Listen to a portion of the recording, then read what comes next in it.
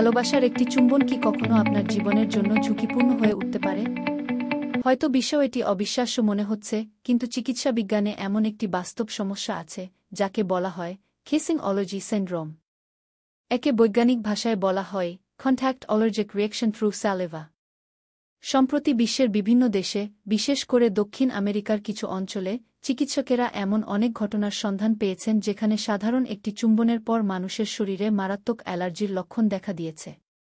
এই অ্যালার্জির লক্ষণগুলো সাধারণত চুম্বনের কয়েক মিনিটের মধ্যেই শুরু হয়। প্রথমে ঠোঁট ফুলে যেতে পারে, তারপর গাল ও গলা লাল হয়ে যায়, শরীরে চুলকানি দেখা দেয়, চোখ ও নাক ফুলে যায়। কিছু ক্ষেত্রে শ্বাস নিতে মারাত্মক সমস্যা দেখা দিতে পারে, যা জীবনাশের ঝুঁকিও তৈরি করতে পারে। কিন্তু সবচেয়ে গুরুত্বপূর্ণ ব্যাপার হল, এর মূল কারণ চুম্বন নয়। আসল কারণ হচ্ছে আপনার সঙ্গীর মুখে থাকা অদৃশ্য কিছু উপাদান। যেমন, আপনার সঙ্গী যদি কিছুক্ষণ আগে বাদাম, সামুদ্রিক মাছ, ডিম, দুধ, চকোলেট কিংবা ঝিনুকজাত খাবার খেয়ে থাকে, তাহলে সেই খাবারের অ্যালার্জি সৃষ্টিকারী প্রোটিন তার লালার মাধ্যমে আপনার শরীরে চলে যেতে পারে।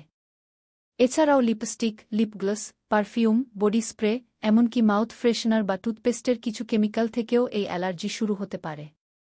চিকিৎসকেরা জানিয়েছেন, অনেক ক্ষেত্রে দাঁত ব্রাশ করা, মুখ ধোয়া বা মাউথওয়াশ ব্যবহারের পরেও এই অ্যালার্জেন 16 থেকে 24 ঘণ্টা পর্যন্ত লালা সক্রিয় থাকতে পারে। আরও ভয়ঙ্কর বিষয় হল, অনেক মানুষ জানেই না যে তাদের এমন অ্যালার্জি রয়েছে, যতক্ষণ না তারা হঠাৎ মারাত্মক কোনো প্রতিক্রিয়ার শিকার হয়। বিশেষজ্ঞরা সতর্ক করেছেন, যাদের আগে থেকেই হাঁপানি, ত্বকের অ্যালার্জি বা ফুড অ্যালার্জির সমস্যা আছে, তাদের জন্য এই ঝুঁকি তুলনামূলকভাবে বেশি। তাই ভালোবাসা সুন্দর, ঘনিষ্ঠতা স্বাভাবিক, কিন্তু সচেতনতাই সবচেয়ে বড় নিরাপত্তা। সঙ্গীর সঙ্গে খোলামেলা কথা বলা, অ্যালার্জির ইতিহাস জানা এবং সতর্ক থাকা, এই ছোট বিষয়গুলো আপনাকে বড় বিপদ থেকে বাঁচাতে পারে। কারণ একটি ছোট চুম্বনও কখনো কখনো বড় ঝুঁকির কারণ হয়ে উঠতে পারে। সতর্ক থাকুন, নিরাপদ থাকুন। এমন আরও আকর্ষণীয় অজানা খবর সহ সব ধরনের খবর দ্রুত পেতে চ্যানেলটি সাবস্ক্রাইব করে সাথেই থাকুন।